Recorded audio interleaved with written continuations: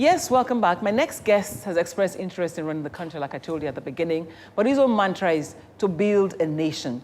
And this is a man who's grown up literally across the world, but is originally from Enugu State. My guest Anambra State. Anambra State. My guest is Mr. Kingsley Moghalu. But I'm surprised, welcome to the show. Thank you. I'm surprised to find that you have other names apart from Kingsley. Yes, my names are Kingsley, Bosa, Chiedu, Ayodele, Moghalu. Where did Ayodele come from? That caught my ear. Well, I was born in Lagos. My godmother was a Yoruba woman, and that was Fela's mother, Mrs. Fumilayo Ransom Kuti. Oh, how interesting. Yes, she gave me the name Ayodele. Were you ever close to her before she passed? My parents were. Your parents were, so you didn't really have 60s. any... No, but you read about her. Yes, I did not have the privilege of meeting her, but my parents and her were friends in the early 60s when I was born. Did you ever feel like some of the activism that existed within her family or that she did, kind of like rubbed off on you at all?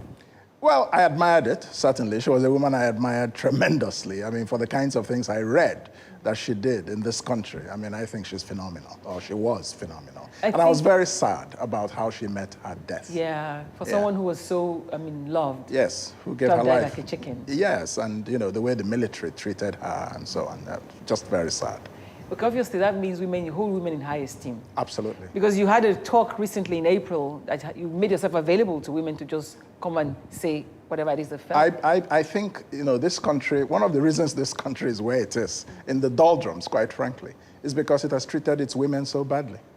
There's, women bring life, women give life, women nurture life. And if we don't respect and treat the women or the people who nurture our lives the way women do, why do we think we can make progress? Yes, while women are important, I believe all Nigerians are important. Of course. And you haven't risen to the rank of a deputy, in the highest top-ranking bank in the country.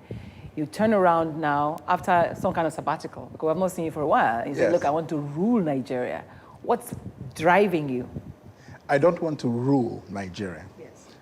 Nigeria is currently being ruled, and that's why we're poor. I want to lead Nigeria. There's a big difference between leading and ruling. Ruling is arrogant. It looks down on those that are led. Leading is togetherness, mobilizing, inspiring, motivating, moving the society from this point to the next point in progress. That's what I want to give to Nigeria.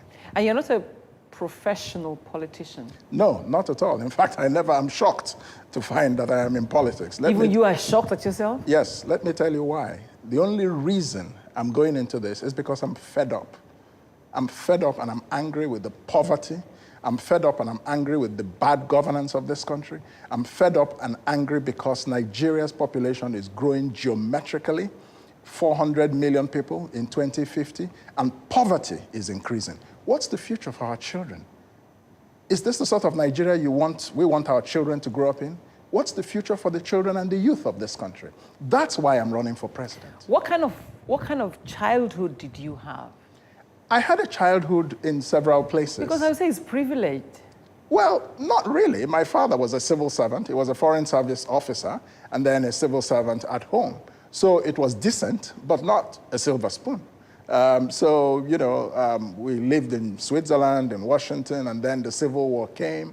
We returned back to the Eastern region, and we lived in the Eastern region throughout the Civil War. And later on, I grew up in Enugu before I moved to Lagos after my university education and started working. So I've grown up in different places. Which person within your family think you are the most mad right now, deciding that you want to put yourself up? My mother. Yes, my mother. She just couldn't believe it. When I said I want to run for president, she says, why do you want to go and put yourself out for this country that has treated us so badly? And I said, because we have to fix this country. We can't all sit down and be griping and complaining and wailing. No, don't agonize, organize. That's my principle. So the country has not been good to us. Yes, it hasn't been good to the citizens. Okay, this us doesn't mean because she's Igbo, us doesn't mean because she's woman, us doesn't mean because she's a retired civil servant? Well, it includes all that in her own mind. But for me, it's much bigger. It's the 180 million citizens. 150 million of them live in poverty. earning less than $600, 600 naira a day. I mean, that's absolutely scandalous. We are the poverty capital of the world today. But you're not poor.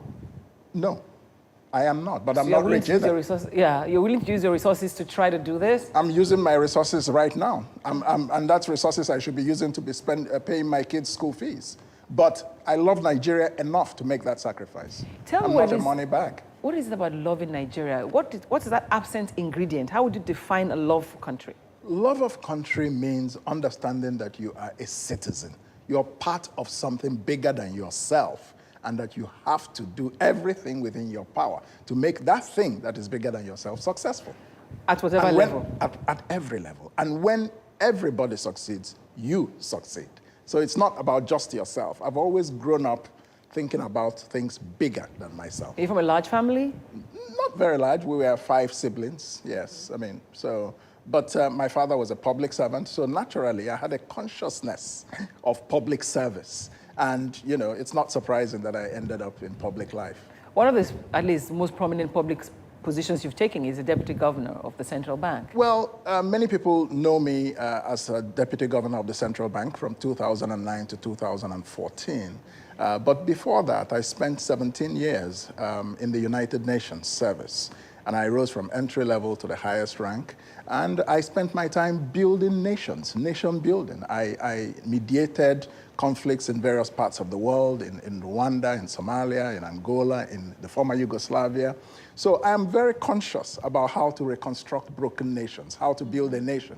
And Nigeria is a broken nation today. What were you able to achieve while you were in the central bank? Did you have challenges that you think now that you probably, you know, that you think we should know about? Oh, yes. I mean, we had a lot of challenges when we were at the central bank, and yet we achieved phenomenal outcomes in the central bank.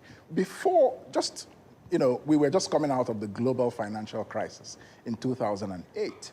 Nigeria was having its own banking crisis. Out of the 24 banks, about 8 or 9 of them were wobbly, in danger of collapse. If they had collapsed, you and I would have lost all our savings in those banks. Nigerians would have lost about 1 trillion naira was at risk. What did we do? We made a decision. Governor Lamido Sanusi, myself, and other colleagues in the Committee of Governors, we sat down and said, look, no Nigerian will lose 1 kobo.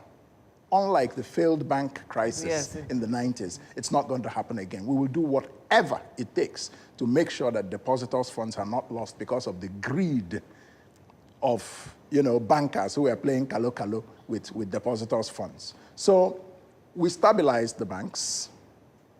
That's number 1. And we carried out several reforms.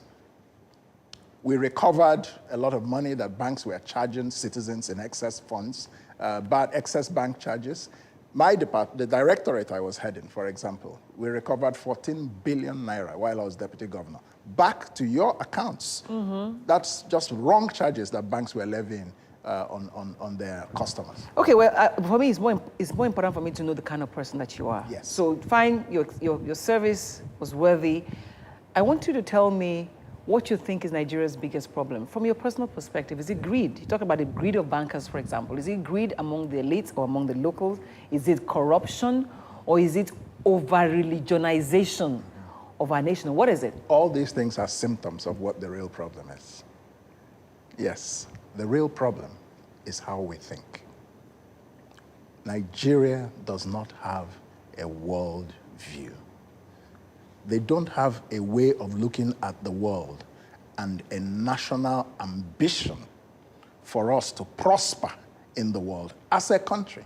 Because we don't have that worldview, each person is for himself or herself. And that's why you now have greed. That's why you now have corruption. That's why you now have all these what I call symptoms of the real problem. So we have to attack and change the way we think. And that is the function of a leader. And that's why I want to lead Nigeria, because I want to change the way we see the world so that we can prosper in the world. Okay, now, if you say we don't have a worldview, is it a function of a lack of patriotism? I ask this question because you only love what cares for you.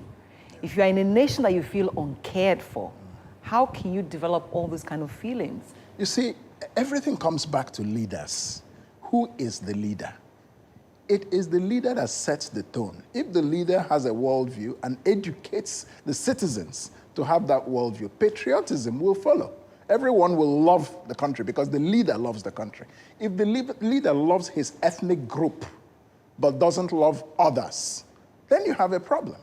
If the leader loves money but doesn't love the poor citizens who should be taken care of by government policy, that's a problem. So everything goes back to the leadership. And when you have leaders who don't have a philosophical worldview, who don't have an ambition on behalf of others that they are leading, they only have ambitions for themselves, or they have ambitions for their religion, or they have ambitions for their ethnic group. That's why Nigeria is a very poor country today. And unless and until we get a leader who rises above religion, rises above tribe, rises above money, we will never be great. Thank you very much for being on the show. What I take away from talking to both of you is a simple fact that it's the love of the nation that's driving you, and with the right leader, we'll go far. Yes. Let's hope that we elect the right leader. Thank you very much for being on the show. And Thank thank you for watching. This has been Seriously Speaking, and happy Democracy Day in advance. See you next week. Good. What were you saying? Go sit down. What were you saying? Okay, we are done, right? Yeah. You guys think we should do that panel? I think so too. Okay, let's go. I certainly think so. 20 minutes. I didn't promote you, but I will surprise people.